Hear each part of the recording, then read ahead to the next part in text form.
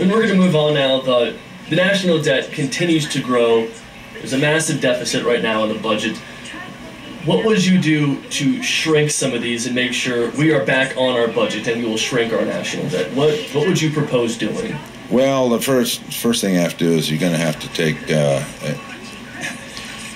come up with a budget on it like you're supposed to. Okay, you have 12 appropriations committees that need to submit their budgets. We need to get back to actually submitting and approving budgets rather than doing this continuing resolution thing and just not doing budgets for years at a time, things like this. Without any kind of a budget, nobody knows what they can and cannot spend. So that's the first thing. You have to get to where you're starting to pass a budget on a regular basis. Okay, and in that budget you have to look at saying, okay, this is not spending more than you have. I mean, I know that's easier said than done because right now we're so far above what we're taking in our expenditures, but we have to reel the expenditures in, and we can do that by cutting a lot of these agencies back. Some of these.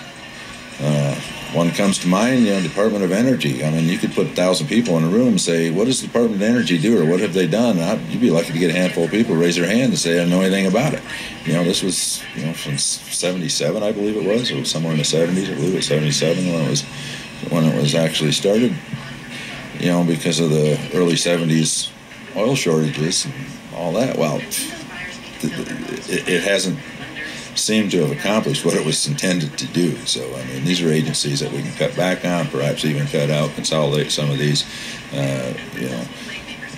I'm not for across-the-board cuts because some things are a little more necessary, I think, on national defense and such. I'm not for across-the-board cuts of so many percentage points, but I think we can trim it back. I really do. I think, there's a lot of waste and overspending and duplicate agencies that we can cut out.